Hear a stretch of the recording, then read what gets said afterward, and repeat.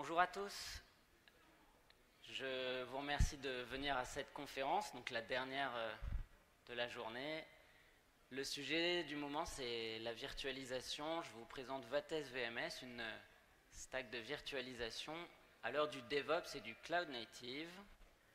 Et avant de vous présenter ça, je vais vous dire qui je suis simplement. Je m'appelle Nathanaël, je travaille dans cette entreprise qui s'appelle Vates. Je suis passionné de logiciels libres depuis longtemps et voilà de quoi me joindre, soit sur Matrix, soit sur LinkedIn, selon vos préférences. Pour vous donner une idée, je vais vous présenter brièvement cette entreprise qui est basée à Grenoble, le produit de manière générale, et ensuite je vais faire un focus sur ce qu'on a regroupé sous le nom DevOps Tools, et puis sur la roadmap pour ces DevOps Tools. Alors Vates, une entreprise française avec une filiale américaine, une filiale italienne, qui édite un logiciel, même plusieurs, de virtualisation open source. Environ 100 personnes qui portent ce projet. L'entreprise est basée à Grenoble, mais il y a du monde partout en France et même dans le reste du monde.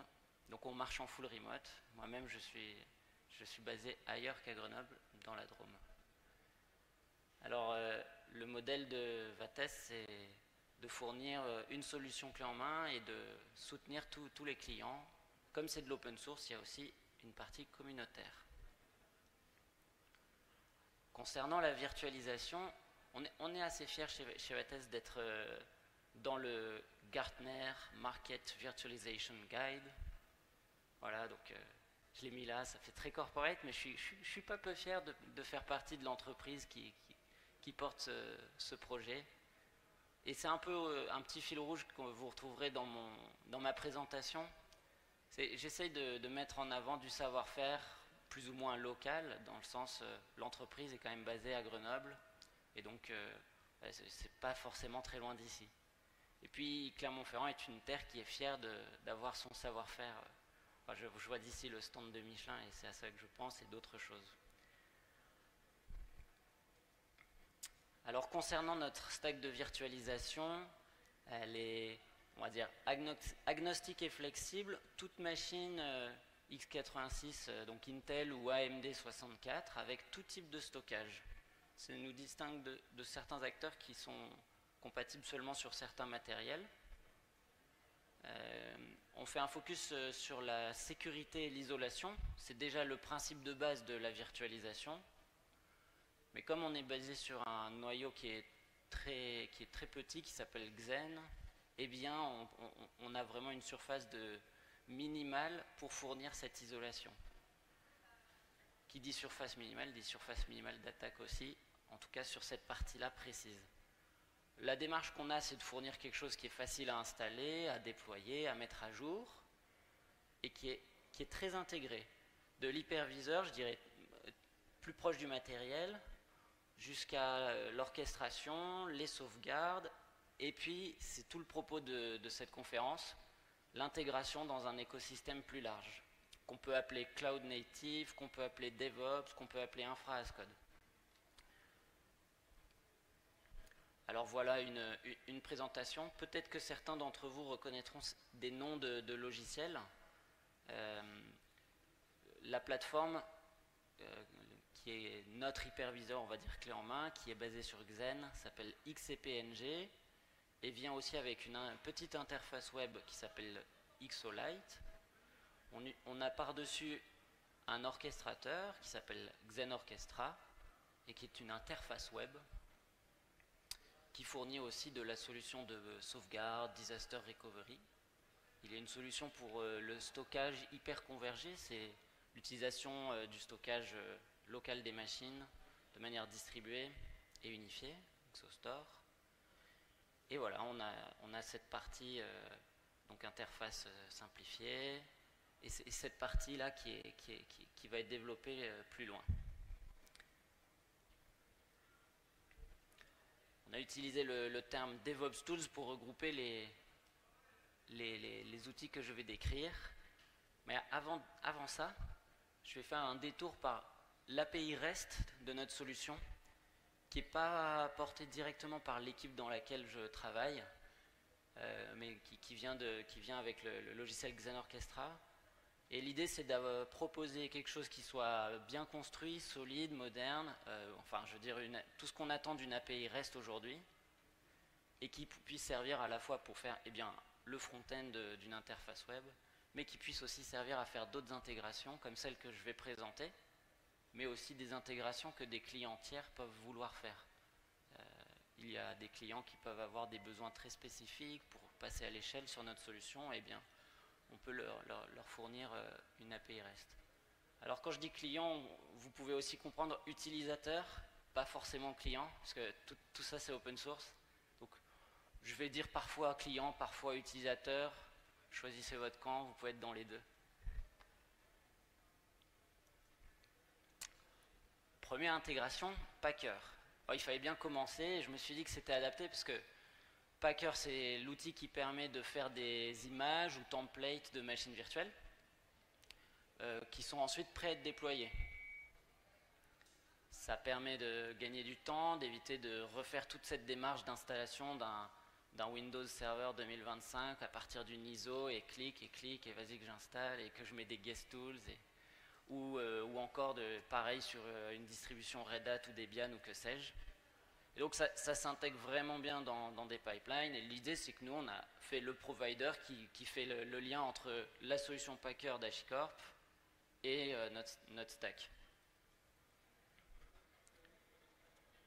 Pour gagner du temps, on propose aussi des images basiques, simples, toutes prêtes, comme vous pourriez les trouver chez n'importe quel cloud provider, que ce soit des Français comme OVH ou des Américains comme Amazon.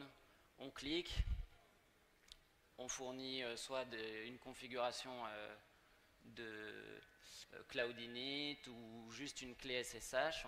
On choisit un réseau, un stockage, et en quelques secondes, minutes, selon la vitesse de notre infrastructure, eh bien, on dispose d'une machine virtuelle prête à être utilisée. Je peux faire une petite digression pour vous montrer un petit peu ça. Tout simplement, une nouvelle VM. Je sélectionne un pool. Le pool, ça correspond à un ensemble de serveurs. Donc, dans d'autres contextes, on appelle ça un cluster. Aujourd'hui, je veux faire du Debian 13. Petite machine, c'est juste un test. Donc, je ne change pas la RAM. Je fournis une clé SSH. On peut choisir un réseau. Je laisse par défaut. Puis ensuite, je peux créer. Je vais continuer. Je ne valide pas pour le moment parce que ça peut prendre une minute et j'ai pas forcément envie d'attendre une minute. Alors la suite, c'est quelque chose que vous connaissez, j'espère, parce que c'est vraiment un outil pratique qui existe depuis quand même un paquet d'années. Donc Terraform ou OpenTofu. Donc c'est vraiment massivement utilisé. Je rappelle, l'idée c'est de décrire l'infrastructure qu'on veut obtenir, donc créer et maintenir, en utilisant du code, en l'occurrence du HCL. Et notre démarche là, c'est de créer et maintenir le provider pour intégrer notre stack avec les connaissances que les utilisateurs peuvent déjà avoir sur cet écosystème Terraform. Vraiment, c'est vraiment pratique. Hein. Enfin, moi, j'en reviens pas d'avoir fait de l'informatique différemment qu'en utilisant Terraform, parce que enfin, le gain de temps, tant à la création de machines virtuelles et le gain en maintenance d'un environnement de manière homogène, stable et maîtrisée est quand même vraiment fort.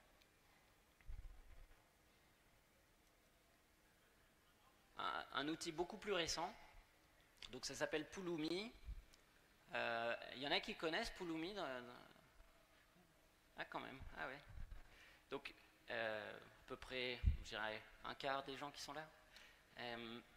Donc, Pulumi permet de faire à peu près la même chose que Terraform, c'est-à-dire de créer et maintenir de l'infrastructure, donc des machines virtuelles et tout ce qui vient avec, dans notre cas, en utilisant du code, mais cette fois dans des langages qui peuvent être un peu de notre choix.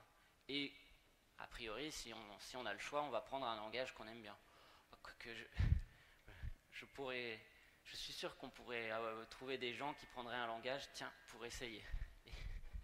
Alors, j'ai une anecdote à ce propos qui est intéressante et qui montre notre démarche.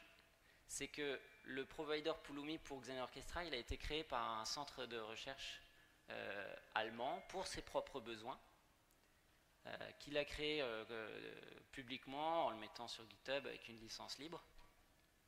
Et en fait, ils ont juste fait la partie Python, parce que c'était leur besoin, c'est ce qu'ils voulaient faire. Ils l'ont fait pendant un certain temps.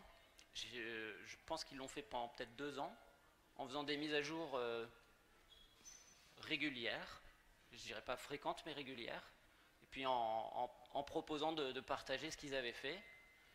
Et donc l'an dernier, quand on a voulu constituer cette équipe, qu'on a appelée, comme je disais, DevOps Tools, on a proposé à ces personnes, ce centre de recherche qui faisait ce provider, de le récupérer, donc en fait tout simplement sous le nom de notre organisation Vates dans GitHub, sans changer la licence, et de faire la maintenance, et puis d'aller plus loin en proposant les autres SDK, donc JavaScript et TypeScript, .NET ou C#, YAML et Go.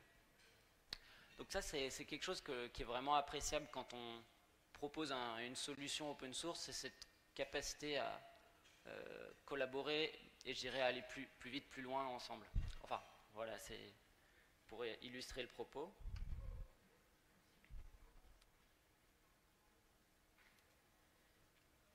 Le Go SDK que je présente, donc c'est une bibliothèque qui est, enfin, un SDK qui est utilisé par nous-mêmes en interne pour nos providers Terraform, OpenTofu et Pulumi, mais qu'on met à disposition pour construire au-dessus de notre stack si des utilisateurs souhaitent construire en utilisant du Go. L'idée, en fait, c'est que initialement, on avait cette bibliothèque en interne dans le module, dans le provider Terraform OpenTofu. Et quand on a voulu aller plus loin sur d'autres projets, notamment Pulumi et d'autres que je présenterai après, mais qui sont beaucoup plus récents, on a eu besoin de faire la même chose, c'est-à-dire de se connecter à notre API, de faire des appels à notre API, etc. Donc on a récupéré cette bibliothèque-là, on l'a sortie, mise au propre, un petit peu indépendante, pour pouvoir ensuite la réutiliser. Puisqu'elle est disponible, eh bien on la met en avant, on la propose, ça peut permettre à ceux qui souhaitent d'aller plus loin. Ça nous a paru intéressant d'avoir vraiment une bibliothèque disponible en Go, et bien parce que dans l'écosystème, je dirais Cloud Native et puis Kubernetes en particulier, c'est quand même, je dirais, le langage de prédilection pour tous les composants. Je veux dire, la plupart des composants de Kubernetes eux-mêmes sont écrits en Go. Beaucoup d'éléments qui tournent dans Kubernetes de composants supplémentaires sont aussi écrits en Go. Et donc, notre idée, c'est de vraiment inscrire ce qu'on fait, qui est de la virtualisation, dans cet écosystème. Vous voyez ?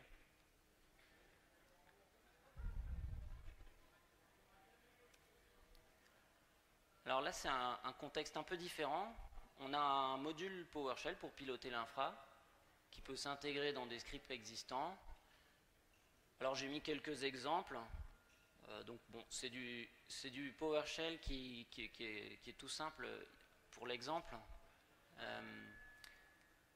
L'idée, c'est de proposer à ceux qui ont l'habitude d'utiliser du PowerShell pour piloter l'infra, eh bien quelque chose qu'ils connaissent déjà.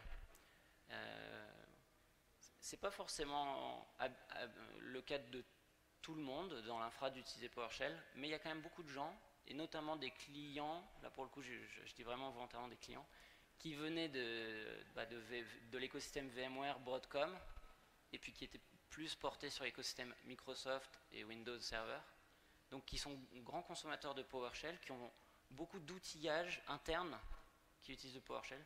Et donc on a fait faire cette librairie qu'on maintient. Pareil, c'est du logiciel libre. On essaye de le faire, comment dirais-je, le mieux possible, c'est-à-dire que de retrouver une sémantique qui est habituelle, de supporter donc le pipelining, d'avoir des sorties qui correspondent aux standards attendus. Et puis la petite surprise, non, c'est pas une surprise, mais me concernant, je n'avais pas encore eu l'occasion de le vérifier, c'est qu'en fait cette bibliothèque-là, PowerShell, eh bien, elle tourne aussi sur du PowerShell sur Linux ou macOS sans aucune difficulté. Et donc, je pourrais dire que c'est disponible pour tout le monde, quel que soit l'OS qu'on utilise, même si c'est venu, on va dire, sur demande de la communauté d'utilisateurs et de clients qui sont dans ce domaine-là. Voilà. Ça m'intéresserait de savoir, est-ce qu'il y a des gens dans l'assemblée qui utilisent du PowerShell pour piloter de l'infra de manière un peu large? Je pense que c'est moins fréquent. Ouais. Donc il n'y a personne qui lève la main. Comme quoi il y a des habitudes et voilà, c'est peut-être la surprise pour vous.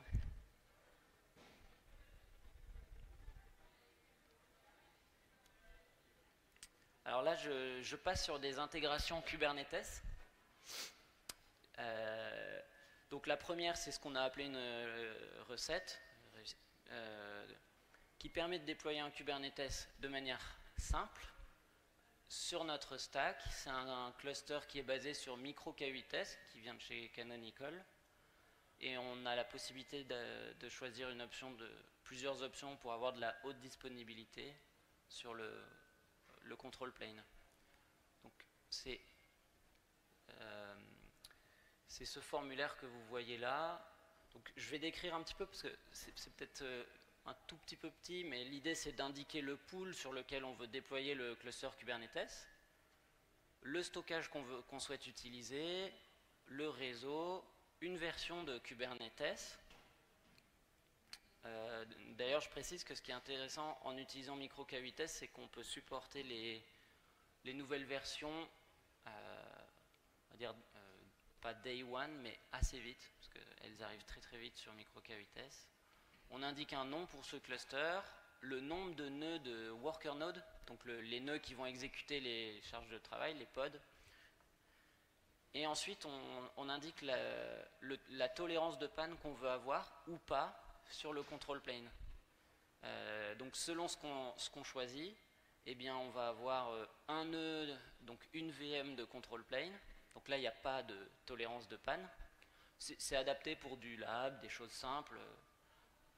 Je dirais même qu'on pourrait faire de la production comme ça, dans la mesure où il s'agit seulement du control plane, et donc les worker nodes ne sont pas impactés, mais c'est quand même plus risqué de faire de la production comme ça.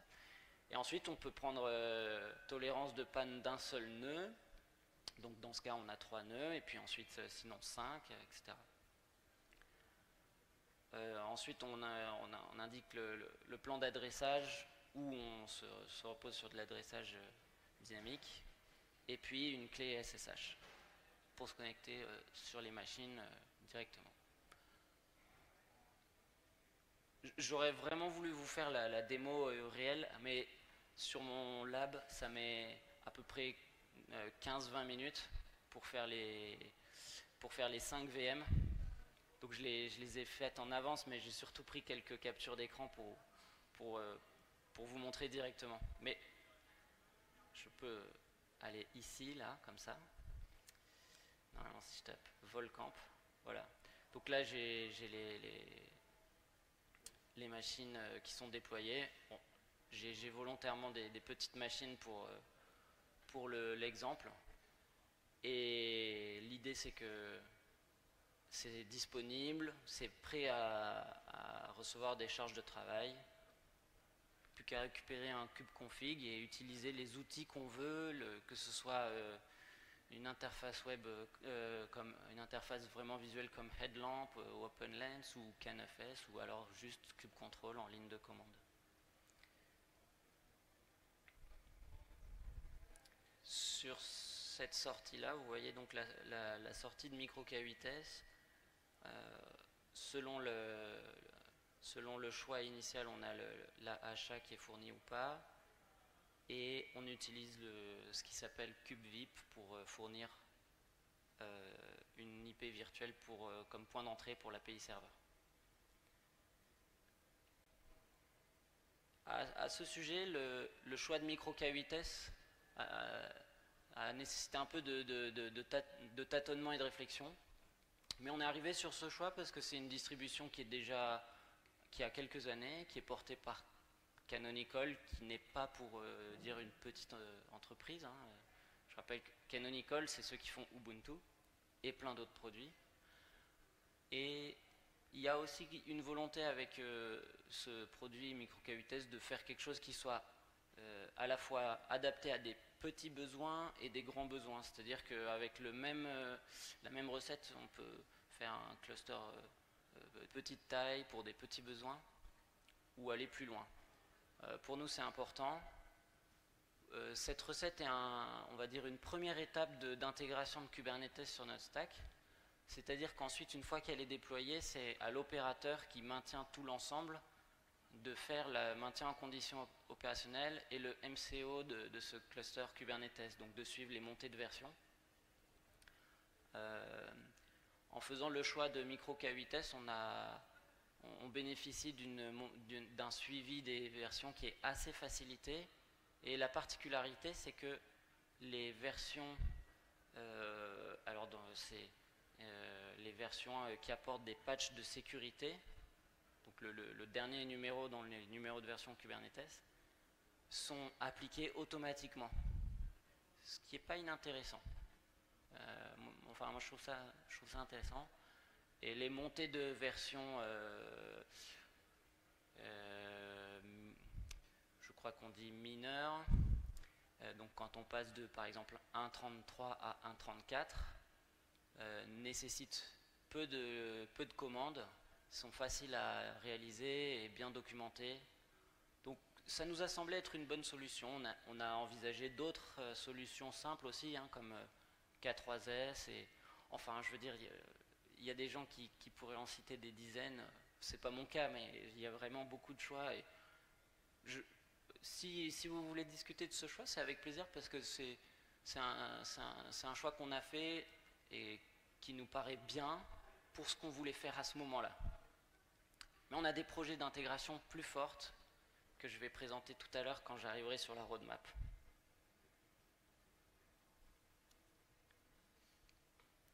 Alors le composant suivant, c'est toujours dans le chapitre des intégrations avec Kubernetes, c'est le CCM pour Cloud Controller Manager. Donc c'est un composant qu'on oublie parfois. Il fait la correspondance entre la stack et les nodes pour la région, la zone et l'instance type. Donc pour la région, on a choisi de faire correspondre au label région l'identifiant d'un pool. Donc le pool, c'est l'ensemble des serveurs physiques. Et pour la zone, on a choisi de faire correspondre ça à l'hôte physique lui-même.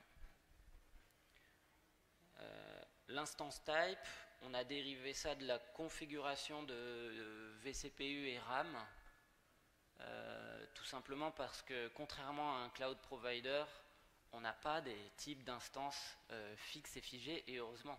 Ce que je veux dire par là, c'est que les utilisateurs peuvent choisir de sizer comme ils veulent les instances. Donc voilà, il a fallu trouver quelque chose qui soit à peu près qui corresponde à peu près.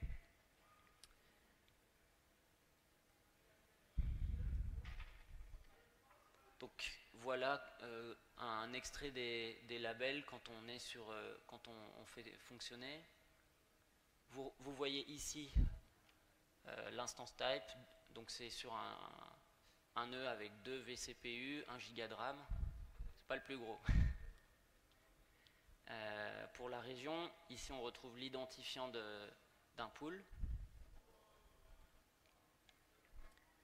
Et pour la zone, on retrouve ici l'identifiant d'un node physique. On a un point de divergence léger avec la spec sur ce composant. La spec spécifie, c'est son principe, la spec dit que ces labels ne devraient pas être changés. En particulier les labels de zone ou de région. Et je suis assez d'accord, c'est-à-dire que la démarche quand on utilise un cluster Kubernetes, c'est que si l'on veut déplacer les charges de travail, on ne migre pas des pods ou on ne migre pas forcément la VM qui porte ces pods, mais on recrée une autre VM qui devient un autre worker node sur lequel on va pouvoir instancier de nouveaux pods. Cependant, dans notre cas d'usage, on n'a pas de mécanisme pour empêcher qu'une machine virtuelle qui porte un worker node et donc des pods soit migrée d'un node physique à un autre hôte physique. Ce que je veux dire par là, c'est que si vous prenez un cluster managé chez OVH ou chez Amazon, vous n'avez pas de bouton pour dire je veux changer le C2 dans mon AZ, je ne peux pas changer le C2 de place en fait. C'est pas prévu. C'est volontaire. Et c'est pareil chez tous les acteurs, ou presque. Je me demande si j'avais pas vu un acteur peut-être chez quelque chose comme Alibaba Cloud, où c'était possible, mais il faudrait vérifier. Dans notre cas, les utilisateurs sont libres de cliquer sur l'interface web et de dire ici, je veux migrer la machine. Donc on a fait le choix de diverger un peu de la spec et de supporter le changement de ces identifiants-là. Dans ce cas-là, on va quand même sortir une information dans le journal des events de Kubernetes. Donc un warning, attention, tel label, l'identifiant était précédemment celui-ci, il est désormais celui-là, une migration a été effectuée, voilà, pour informer l'opérateur qu'il s'est passé quelque chose à ce niveau-là. Alors, encore une intégration avec Kubernetes, Container Storage Interface. Le CSI, en fait, c'est celui qui fournit le stockage pour les persistants de volume. Et là, je suis un peu en avance de phase avec cette slide, mais je me permets de le faire parce qu'on avance quand même assez vite et que je pense qu'il ne devrait pas y avoir d'obstacle majeur. C'est un projet qu'on a commencé le mois dernier. Alors, je ne sais pas s'il faut le considérer comme dans la roadmap ou dans cette partie-là. J'ai fait le choix de le mettre dans cette partie-là parce que c'est la roadmap qu'on exécute en ce moment.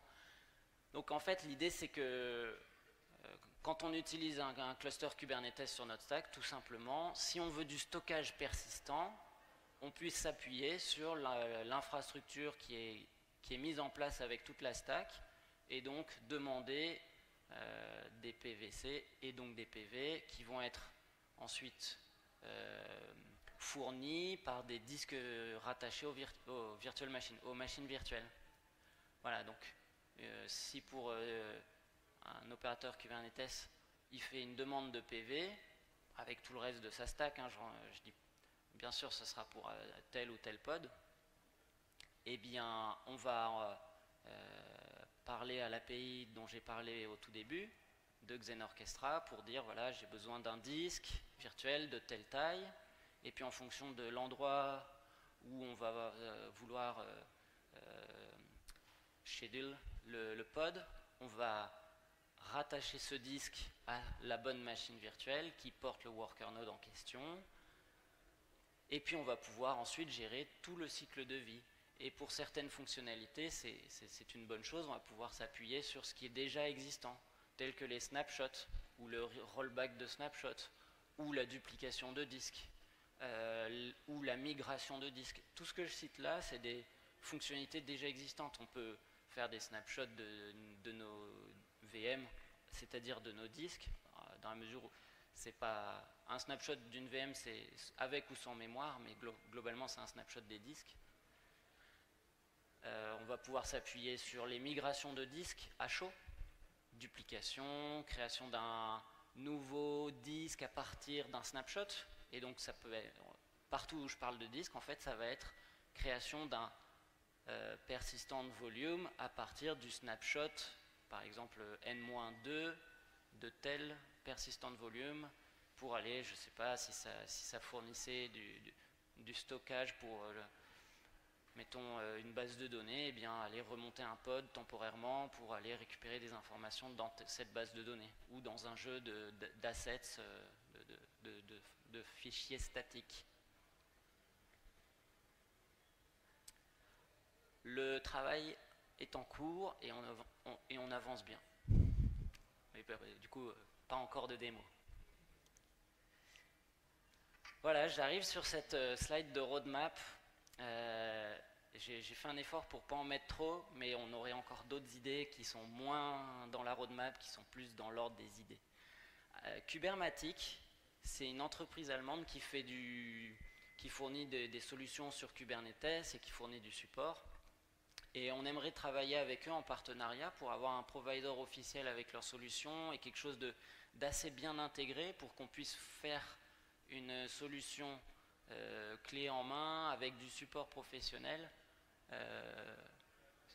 à la fois sur la Virtu et la partie Kubernetes. On a une démarche similaire avec Rancher.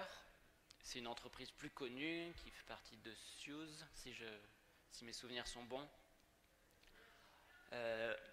Pareil, on aimerait bien faciliter le déploiement de Talos. Talos, je rappelle, c'est une distribution Kubernetes qui est pilotée par API, qui fonctionne avec des images immuables. Et donc la particularité là, c'est que pour rajouter les drivers de virtualisation, il faut faire une nouvelle image qui dérive de l'image officielle. Tout est prêt pour que ça marche. Et on aimerait juste tout faciliter, communiquer dessus et dire que c'est possible à ceux qui souhaitent l'utiliser. Et pourquoi pas aller plus loin dans de la mise en œuvre, soit de type partenariat ou facilitation. Voilà. Un plugin aussi pour Cluster API. L'idée c'est de pouvoir utiliser cette abstraction sur la gestion des control planes Kubernetes. Avec Carpenter aussi. Donc Carpenter, c'est un outil qui permet de optimiser l'utilisation des nœuds Kubernetes en déplaçant les workloads selon différents critères.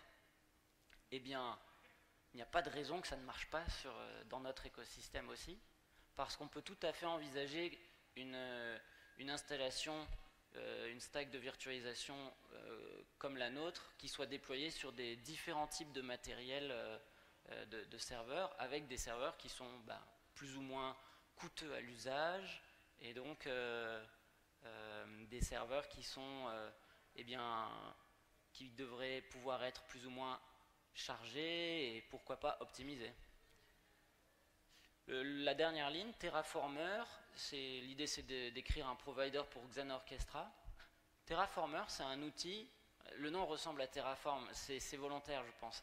L'outil permet d'écrire du code pour Terraform, donc du HCL, à partir des ressources déjà déployées.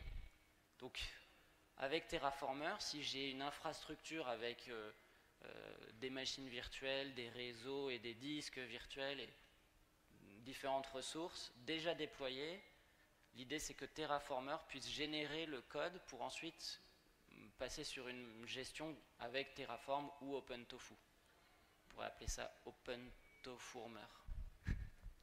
Voilà. Bon, les idées ne manquent pas et je serais même tenté de dire, si vous avez des idées, il faut absolument me les donner. Ici, maintenant, tout à l'heure, dans la séance de questions-réponses, ou par tous les moyens modernes de contact qu'on peut avoir. Voilà, j'arrive sur la fin. Pour conclure, ce que je souhaitais dire, c'est que, eh bien, il y a cette solution qui est disponible, puisque c'est du logiciel libre, vous pouvez y aller déjà tout de suite. Si vous voulez l'utiliser dans un cadre professionnel, eh bien, il y a en fait une entreprise qui porte tout cela, qui est à l'écoute, qui vend de la prestation variée. La première, c'est du support avec du 24/7, du SLA 1 heure sur les critical issues. Donc voilà, il y en a pour tout le monde. Il y a un forum communautaire, il y a un serveur Discord qui est relié aussi à du IRC, qui arrive aussi dans notre chat interne chez nous. Donc voilà, on est là pour rendre service et puis proposer un logiciel de qualité. Voilà, au fait, on recrute. S'il y en a qui sont intéressés, open source, full remote, ça peut plaire ça. Voilà, alors je suis disponible pour quelques questions. J'aurais envie de vous en poser, mais s'il y en a, je vous laisse la primeur. Je vous remercie.